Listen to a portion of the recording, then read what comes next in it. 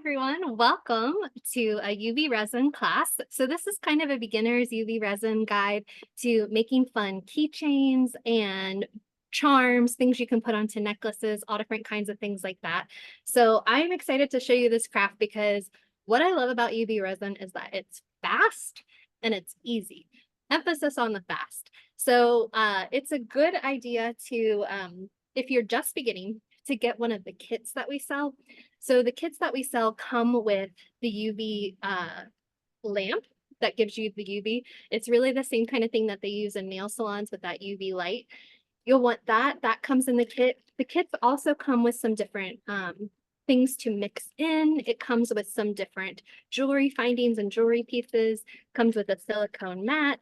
So silicone is always good to work with UV resin because it doesn't stick to it.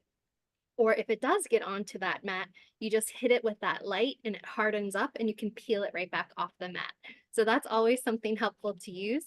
We're also going to be using some of our jewelry findings. So I suggest it for this class that you get the earring kit, which has some eye pins, it has some studs, it has some of the earring parts that go into your ear, and it has some jump rings. So this is a really great beginner kit that has everything that you'll need in case you want to turn it into jewelry. But also those jump rings are good and important to be able to connect together to make our keychains and things too. So the mold that comes with the kit that I suggested are kind of like these cool gemstones. So these could make for some fun, interesting necklaces. They can be earrings, or you could just put them onto keychains as well. And there are lots of other molds too that we can talk about. So let's go ahead and switch over to the overhead camera. And I'm going to show you some of the things that I've been playing around with UV resin. So there are some cool molds that have alphabet letters. So if you want to personalize some kind of keychain with a really nice shiny thing, you can use one of these alphabet molds. So you'll notice that the molds I'm showing you are all this like clear silicone, because they're bendable, they're easy to peel back out once the material has cured inside of it. This is the one that comes with the kit. And the difference between this one and the letters I just showed you is that if you notice in this mold, they have these little sticks that come through. What that's doing is that's creating a hole. So your UV resin is going to go around that. And then there's going to be a hole in the piece that's going to be easy to connect to a jump ring and easy to turn into a keychain or something like that. This mold, you can tell, doesn't have any of those sticks popping up. So we have to be a little bit more creative with how we attach these, but there are some good ways to attach a ring to that. So just by putting a little bit of the UV resin on the edge, you can attach a jump ring to the edge of this, and then you can attach some chain, however long you want it to be, and attach one of your keychain loops and make it into something you can put onto a book bag, put onto your keys, hang with your wallet, wherever you want it to be. So we are going to begin with the mold that came in the kit, which are these jewels. And like I said, they do have these kind of sticks in them because that's going to keep us, let us have a hole in each one of those that are going to be really easy for us to put jump rings together with and be able to put. So you will, of course, need some UV resin. And I want to point out the difference between UV resin and craft resin. So this is what craft resin looks like. And craft resin is two-part. You mix a part A and you mix a part B, equal parts, and then you cast it, which means you pour it into the mold and you let it sit. So craft resin is great for something very, very large, like this moon. So if I pour that two-part craft resin in, then I can create this really cool moon shape. So here's an example of that two-part craft resin. I put some sprinkles into it just to make it shine. And I'm turning this into like a moon catcher, kind of like a sun catcher, but different. So this is craft resin, and it's for these really big surfaces. And it can also be relatively thick, and it still holds up and does really well. It takes a long time to cure. So you have to leave it somewhere for 24 hours. It does have some smells to it. Different ones claim to be odor-free and things like that, but it is a chemical, and so you definitely need to be somewhere that has a lot of ventilation. Now, the good thing with UV resin is that it does not take a day to dry. It literally takes a minute to dry, possibly 2 minutes. So with this little UV lamp, I think the lamp is set to either 30 seconds or 60 seconds, depending on which one you get. And so we're going to pour the resin into the molds. We're going to pop it with that light. And as soon as that light turns back off, our jewelry is literally done. Our molds are literally finished and we can pop them out and they will already be hard and they will not still be sticky. So this is going to be a lot clearer. So there's a question in the chat about the UV resin turning yellow. So you would probably already noticed that this 2-part resin that I showed you does have a yellowish tint to it. It is clear, but all resins to a point have some yellowing in them. There will always be a little bit of that, even if it is meant to be clear.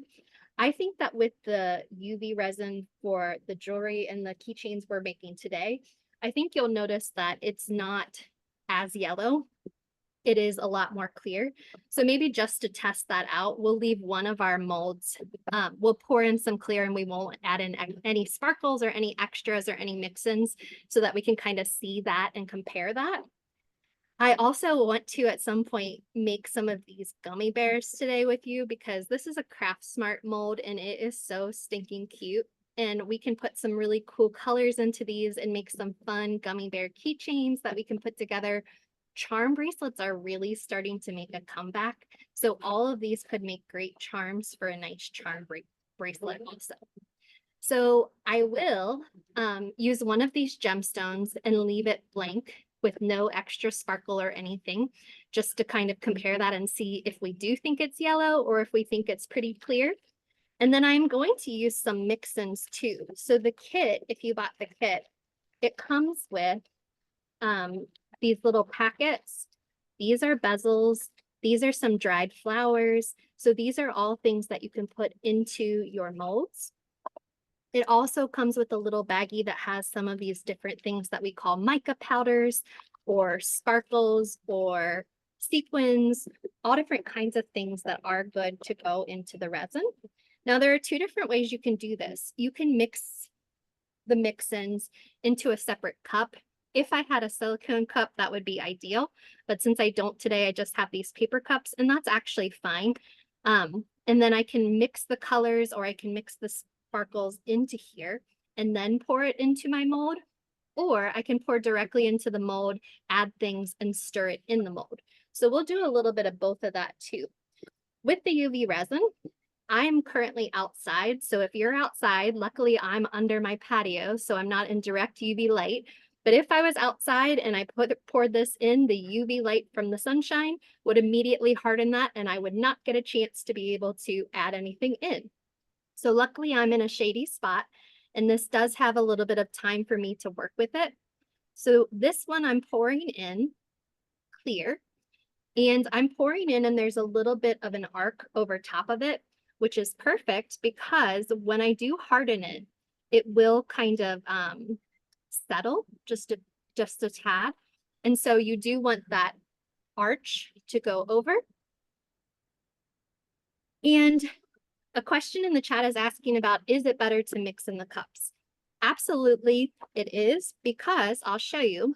If I start to add some powder or some sprinkles or even some drops of color to this one. So for example, let me just drop 1 or 2 drops of this dye. So you can get liquid dyes, you can get mica powders. There's lots of things that can go into these. And then I'm going to take one of my wooden sticks to stir this up. And so I'm stirring in the mold right now.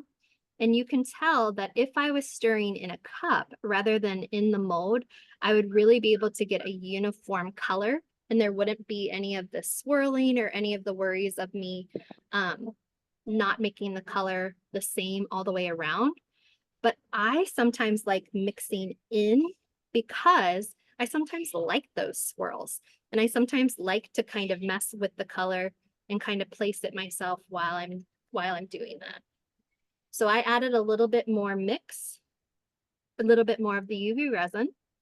And I'm going to kind of leave a loose swirl. I'm not going to really work hard to mix that all the way in because this is going to be pretty translucent, and I think that shine is going to come through. Now this one I left with just plain resin, so I haven't done anything to this middle one yet. And then I will show you in a cup. I'm going to put some resin into this cup, just a bit. And the tricky part about a cup as opposed to pouring in is that it's like waiting for ketchup bottles, right? So you're going to pour it back out, and of course you are going to get some that stays in your cup. So you're going to lose a little bit of product by mixing it in a cup rather than mixing it somewhere else. So for this one, I'm going to take some mica powders. Let me see what color I want to try. So I have this green kind of mix in, and these are all accessories you can add in. I'm just going to kind of push a little bit of that into my cup.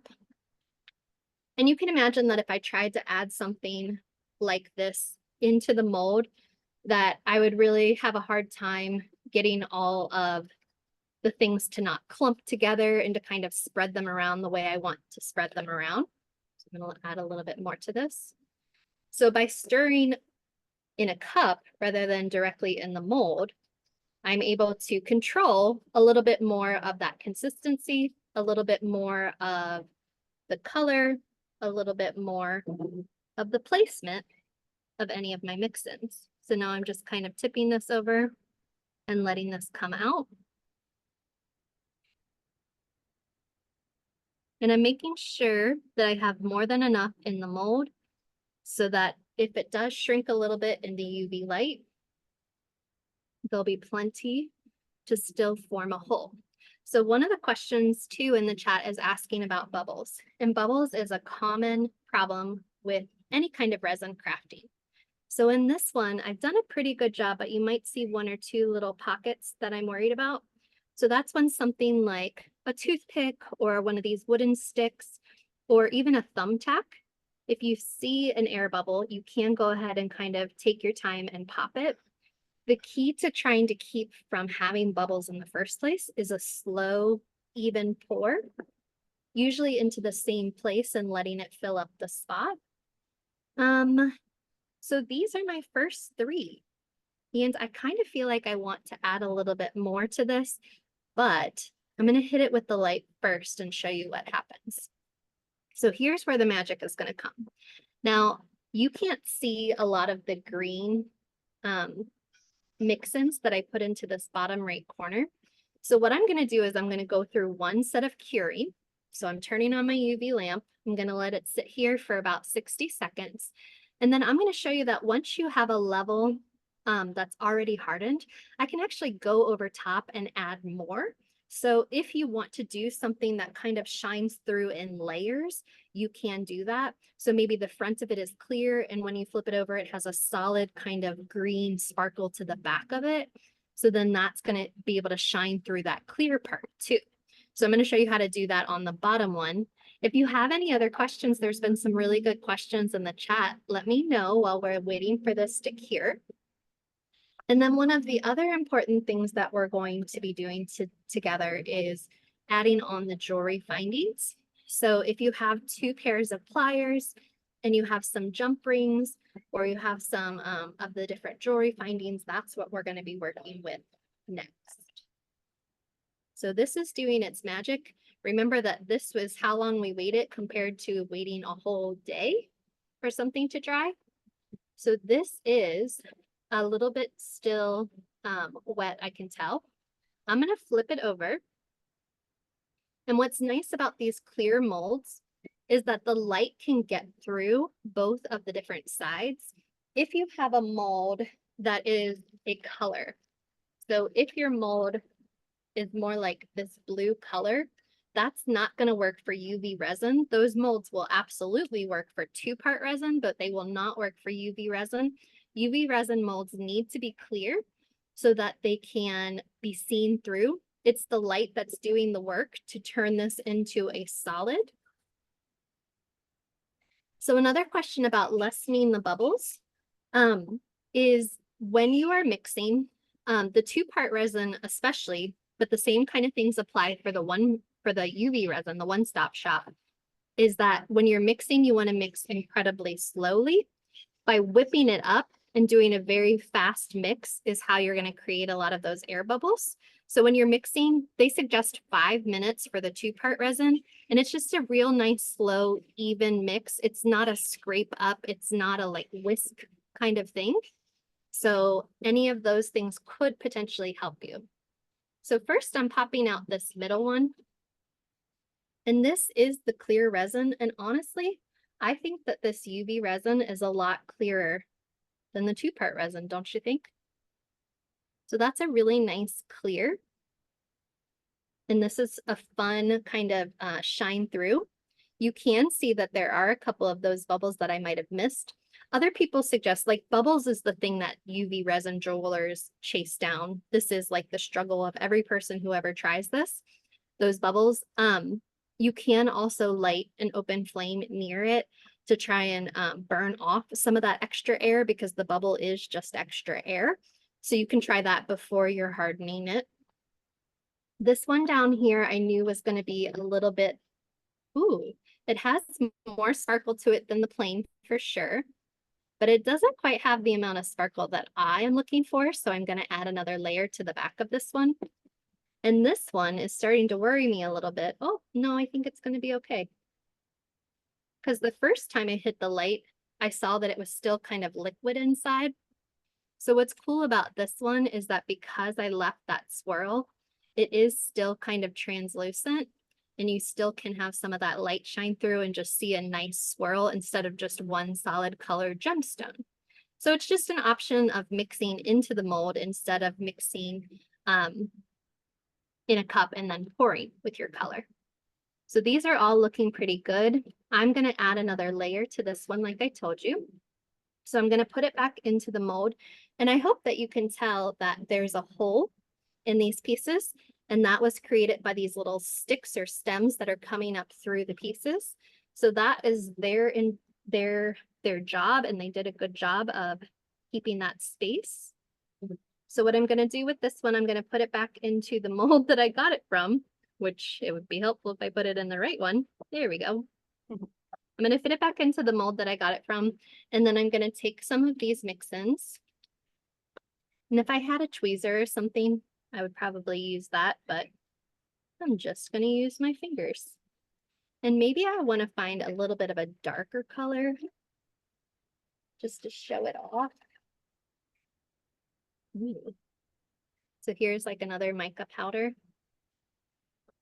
So before I go any further with adding more of this on, I'm going to put a little layer again of the UV resin. So this is kind of acting like glue right now to kind of take on some of this extra powder or extra sprinkle I'm about to put on it. So this is a mica powder, which you might recognize as kind of like an eyeshadow. So a lot of eyeshadows are made of this mica powder.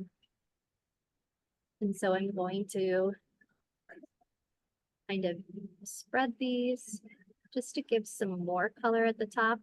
And remember that it's hard, so I'm not spreading all the way through my piece. I'm just spreading along the top.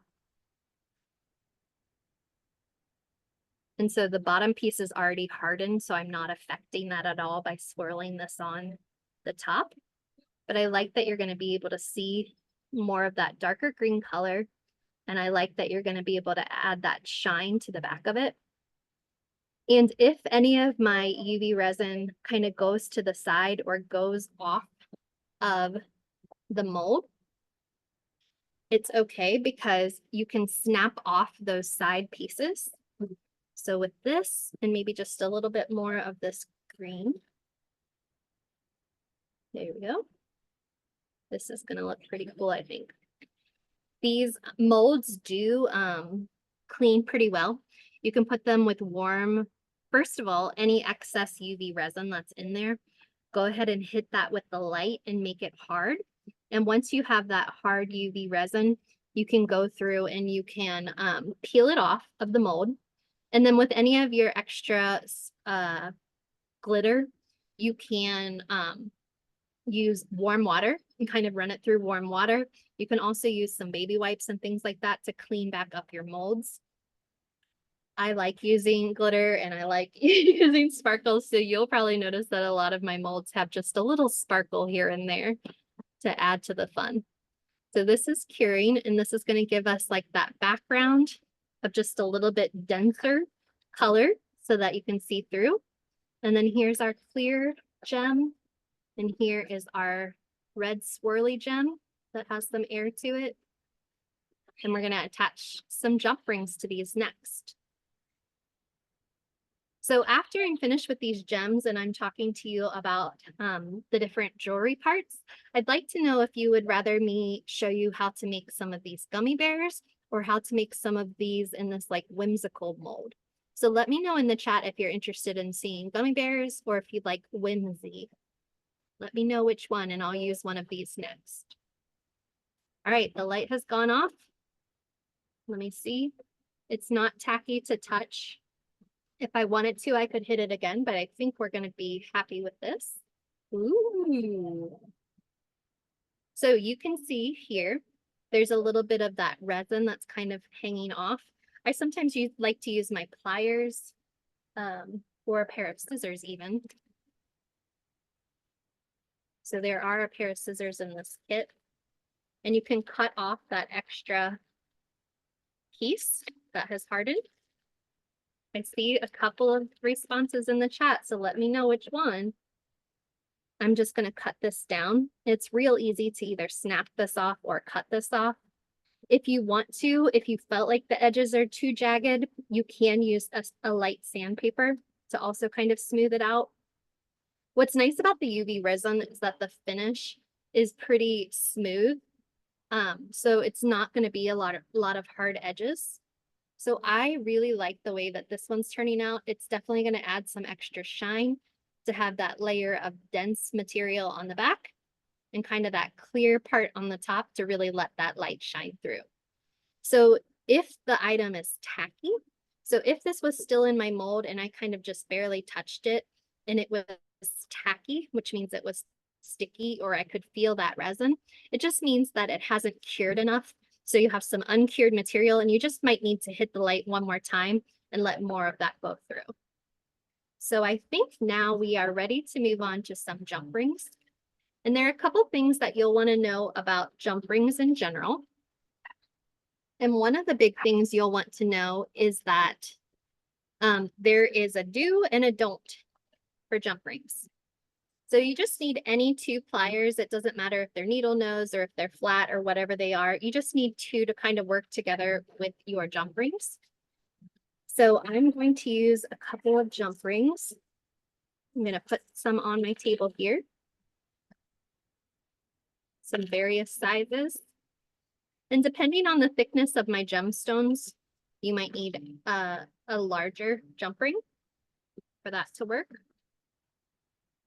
So here are the do's and don'ts of jump rings. Are you ready? There is in a jump ring a natural break in the ring in the metal. So let me see if I can focus that. There's a natural break in that metal. And so the goal is to be able to open this up. So if you open it by me widening it, by going to the sides, that's going to kind of mess up the shape of the ring. It's not going to keep that perfect circle. So instead of widening the circle, what you want to actually do with the jump ring is you want to twist forward and backward. So one of my pliers, I'm going to be twisting up. So this right hand is going up and this left hand is going down. And what that's doing is that's making that gap in the jump ring between the two of those. And then that's giving you enough space. And it still kind of keeps the integrity of the ring, but it is open. So if it's open enough, I can slide it through here. Yep, I might need to open it just a little bit wider. I'm going to open that just a little bit wider. And I'm going to slide that through the hole that was nicely made by our mold. So yes, all of my molds are made from silicone. That was a question in the chat. I've gotten it through this nice clear gem. And then I can close this up. And you can decide from here if you want this gem to go onto a necklace or if you want this to be a keychain. or if you'd like to attach a couple of these together in a cluster or add that on to a necklace or something like that. The kit also comes with some nice cording. So if you want to make something with kind of like a leather feel to it instead of like this more of a metal feel I'm going with this one, you can. So metal molds, like cold cutters was one of the questions in the chat. It says, can you use metal molds such as cold cutters? And I'm going to say that for UV resin, the answer is no. And the answer is no, because I can't imagine that there's a metal that is see-through. And the whole thing with UV resin is that the light needs to be able to go through it. It needs to go all the way through too. So if it's dark on the bottom, the light won't go all the way to the bottom and you'll have some wet pieces in the front of your design. So I don't think that there's any kind of metal that would be clear enough for the UV light to go through. So that's something to keep in mind. I'm going to show you the jump ring technique again. So remember, don't widen your jump ring. You want to twist your jump ring.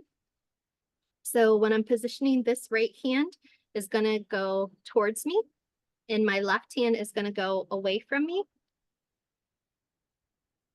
And I'm going to twist. How to get steady here. There we go. And I'm going to twist in order to make a gap in that ring.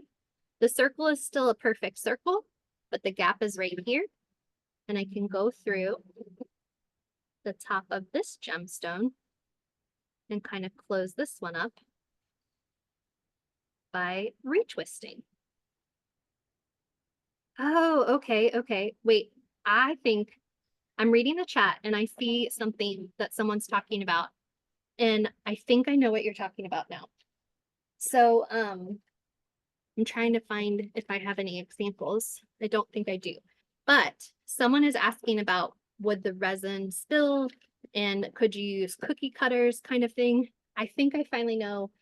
Sorry, it took me a minute. That's my fault, not yours. So if you have something metal like this, that's not a metal like mold like the molds that I've been showing you before that are trying to get a shape. If you're trying to fit resin inside of a metal ring, yes, that works. And all you need to do is use a silicone mat underneath it, make sure that there's no gaps, and you can fill this with silicone. You can hit it with the light and you can use it and it will make a really cool, what we call a bezel. If you don't have a silicone mat, there's another option of having a tape. So we sell a Blue Moon tape runner that goes underneath any metal shapes or metal bezels. So you can actually make pendants like that. So yes, thank you for that question. I'm sorry that I didn't get it right away, but I'm with you now. I'm definitely with you now. So I'm going to open the last jump ring and I'm going to attach this together and then we'll put those onto a keychain and move on to another mold and see what we can come up with. So I've opened this by twisting. I know there's so many different tips and tricks to all of these products. And I am noticing that I'm having a hard time getting this jump ring through because when I added on that extra layer, I don't think it went all the way through. Can you pop it out of the metal? I don't think so. Once it's in the metal, it's kind of like a glue adhesion sort of thing. And it's going to stay attached to the metal. It's not going to necessarily pop back out. Now, if you had something, I honestly have not tried this. This is just my thoughts. If you had a piece and you could like crack it and like unpeel it, that might work. But I think if you put it into a bezel, it's going to stay in the bezel. It's going to stay there. Trying to see too if I have any bezels to show you, but I don't think I have them with me right this minute. All right, so I think I've done enough to get this through, and I'm going to close up this jump ring. Oops, I lost my, there we go. These are great questions. Keep them up.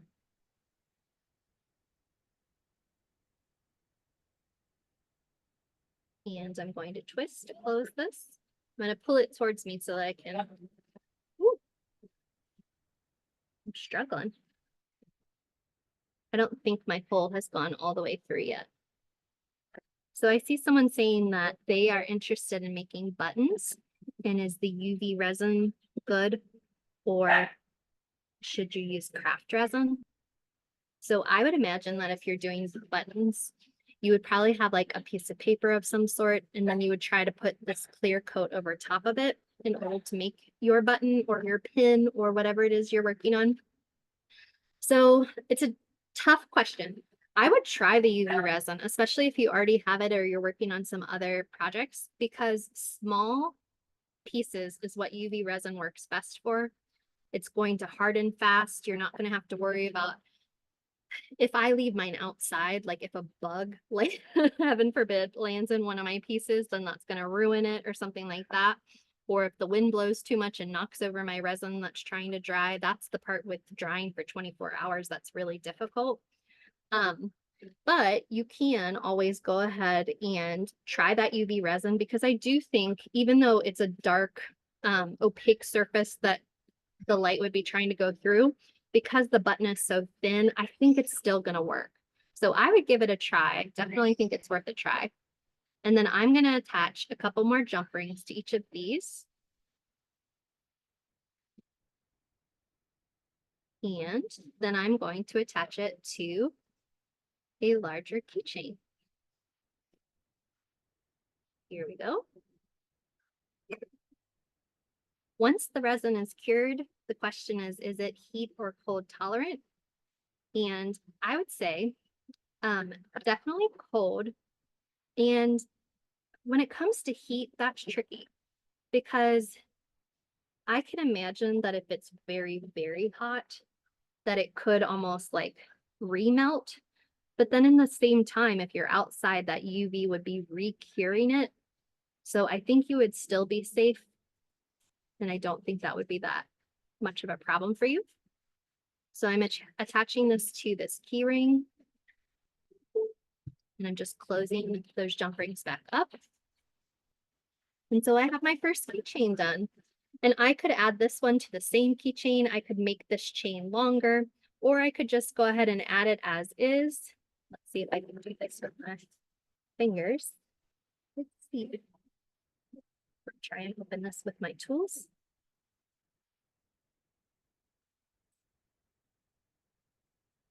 Can I do it? I was always wondering why the extra jump ring is needed. It's just for, well, there are a couple of reasons. If you have a directional piece, like for me, this side is flat and the other side is rounded. So if I was putting it onto a necklace, just this one jump ring would be good because it would be facing in the right direction. If I add a second jump ring, can you picture that that's going to turn the position of this and it's not going to hang the same? So one jump ring or three jump rings would make this face flat. But if you have two jump rings, it would make it face this direction, and that wouldn't be nice for laying on. So in a keychain, it doesn't really matter how many chains you have, because it can kind of be three-dimensional and it can go in whatever direction it wants to go. But if you had something that was going to go on like a necklace or something where the direction mattered, then you would do that.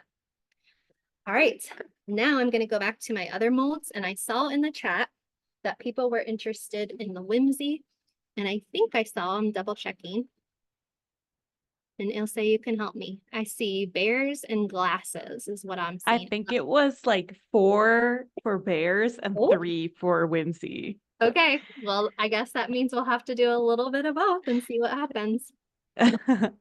So I'm going to do these cute little glasses, and I'm going to do these bears.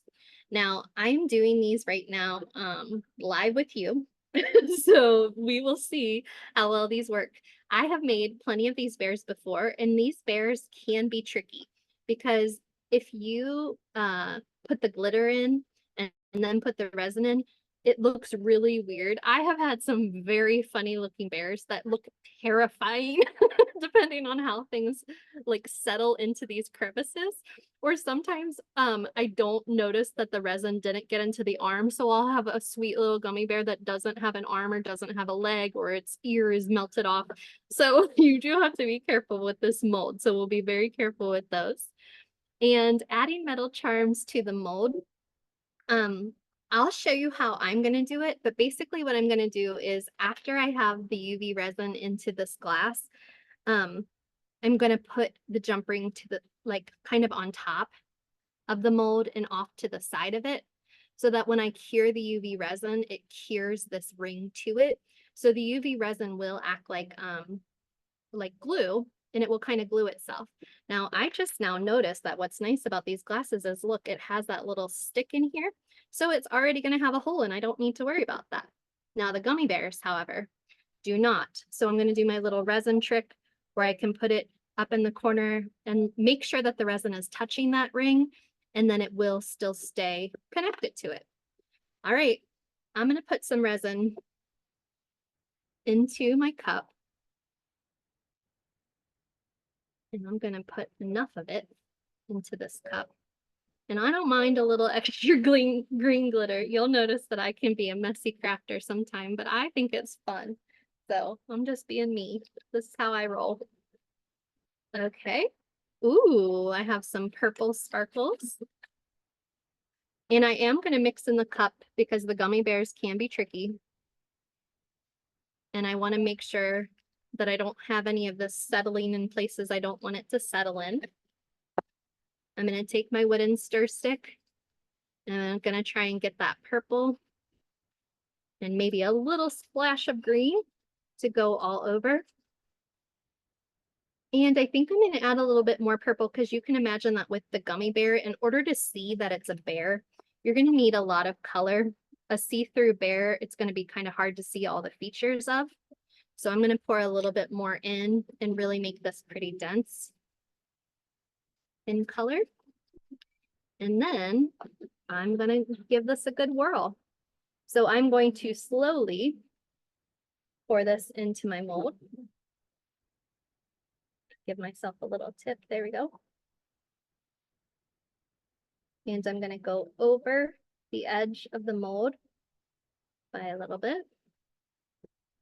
Oh, I'm excited about this one. I think it's going to be cool. There we go. And I have more than enough going over the top of my mold. And I am going to go ahead and leave this ring. Now, when I put this ring, I could put it to the top of the head, but I kind of want to leave it off to the side a little bit. So notice that with the ring, I have more than enough blank space that's not going to be touching the resin for other jump rings and other keychains and things to go through. Oh, I like it already. I'm excited. So I'm going to go ahead and hit the light and hope that all the parts of the gummy bear, I might want to give it a tap or two. And this is me trying to make sure that all of the stuff is going into all the crevices and then I filled up the mold completely. So we'll see if our first try gummy bear is successful. And if it's not, we'll do it again. Don't worry. I want a good gummy bear before we go. So I'm going to hit the light. And while this is curing, I'm going to start thinking about my little glasses down here. I feel like my little glasses down here need to be some kind of blue, in my opinion. So let me see what I can find in my little basket of goodies. I've just collected over the years lots of different mix-ins because they're fun. They're fun, fun, fun.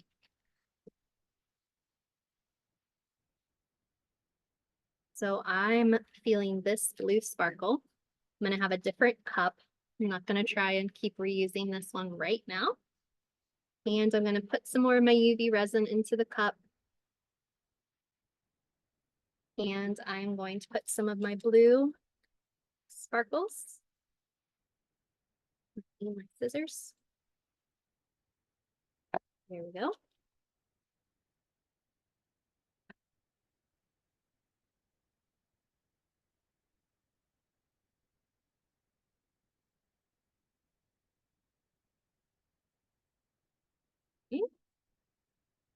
Ooh, I love it already. Yes, please. That is going to look fabulous in those cute little glasses. So to make sure that I have enough, I'm going to add just a little bit more resin. This is a little chunkier glitter. So I think I'm ready. Pour it into my mold. There we go. Slow, slow burn. So with this one, I'm definitely going to go back with my wooden stick, and I'm going to make sure that I got into all of the spaces.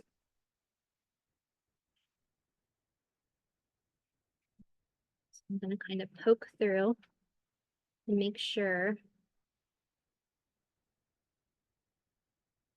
And it's okay for me to have some excess over the top. I don't mind that. But because this one does have this little stick right here, that's going to make a hole for me in my design.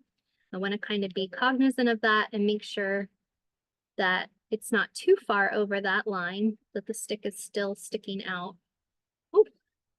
Spreading this over because I want to make sure it's not too full so that I can get a good hole that goes all the way through my piece.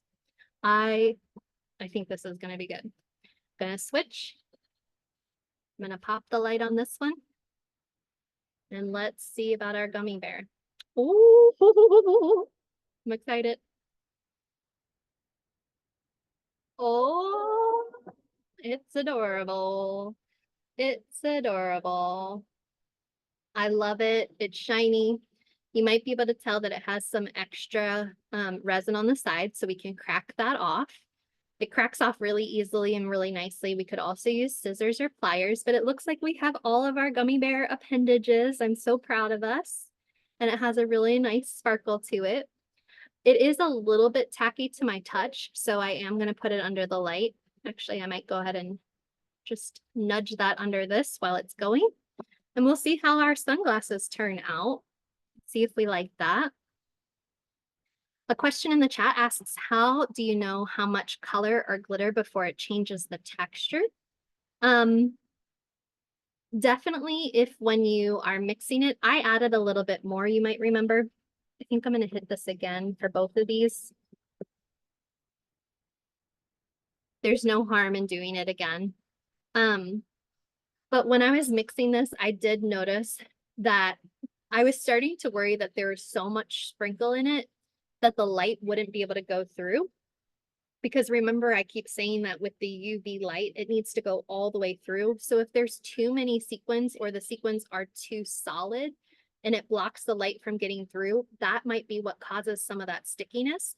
So that might be why I need a little bit more time on these ones because it needs to, I either need to flip it over so that the light gets to the other side, or it needs a little bit more time to be able to go all the way through all of the layers. So another question about using photos or paper inside of resin. Yes, you absolutely can. I personally don't know how to do that right off the top of my head, but I have seen lots of videos and tutorials of people doing that. So I highly recommend you going to Michael's YouTube channel and typing in photo and resin, and I bet you're going to get a lot of really good videos with people who are very expert at that. I'm going to pop my glasses out. Ooh. Yes. Oh my God, how stinking adorable are those? Oh, there's a little bit of a crack. That's sad. I might have gotten a little bit of an air bubble. But you know what? All in all, those are so stinking cute. And then it does have the hole right here. You can tell that there's some extra resin on the side. So let me go ahead and take care of some of that and crack it. So what I could have done differently with that is, because these are flexible, I could have kind of opened my mold a little bit more while I was pouring.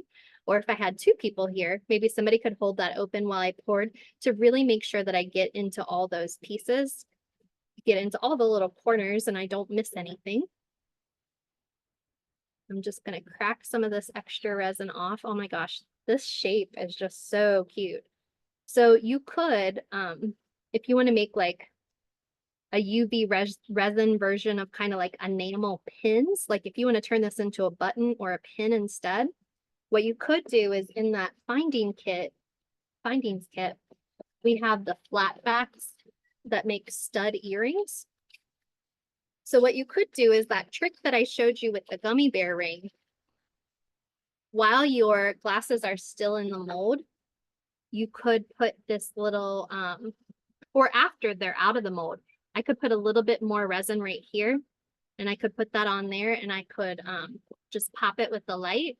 And then once it hardens, you could turn it into some kind of pin with like a pin back instead of using it with the hole to make it into a keychain. So, oh my God, I just love these. I think they're so cute. I might keep working on breaking these down. And you will see a couple of my imperfections when I'm working, especially live with you guys. I don't have the best perspective. Like I'm not, I like to like hover over my work when I'm working on it so that I can see it well. So I might have missed that little spot there, but I think all in all, those are so stinking cute. I love those. And then over here, I'm going to cut this gummy bear down just a bit. And what's awesome about, I love the way this snaps off. It's really fun.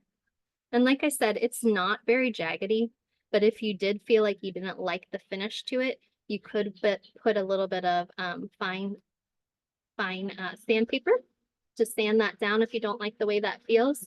But you can probably even tell from the video that it's really nice and smooth. It's got a really nice shiny finish to it. And we have our gummy bear ring. And I still have some space in that ring that I can fit another jump ring through and create my keychain. So I have effectively pulled off a gummy bear. A little bit of my glasses. I would want to try that one again for perfection. And then we also were able to make all of our gemstones. And remember, we were asking, is the clear resin really clear? And I think that is pretty darn clear. So I think the UV resin is a very clear resin. So that could be really nice for some of those pins and buttons you guys were talking about. But this kit is really a must-have if you're just starting because it gives you the lamp, it gives you the findings, it gives you the mold. There's two different kits, one that has the gemstone mold and one that has a mold that has like earrings and hoops and things like that. So both of those are great for starters. They, of course, give you a bottle of UV resin. It's a smaller bottle than this one. But all of those things can help you create lots of different things. In 1 hour, we were able to make several cute, adorable pieces. And I could keep going doing this all day. So I really hope that you had a great time. Thank you for all the questions you were asking me. Those were great and really helping us move through all of the material. So thank you for coming. I'll be teaching classes again on Thursdays and Fridays. Next week, I'll be teaching how to hand knit a flower pillow on Thursday. And then on Friday, I will be teaching something else that I can't remember off the top of my head. But if you're watching along with us, thank you for coming today online to this live class. And you can always watch this again later on YouTube. And you can pause at your convenience if you want to kind of grab your materials and try this again for yourself. So thanks for coming. I'll see you again soon.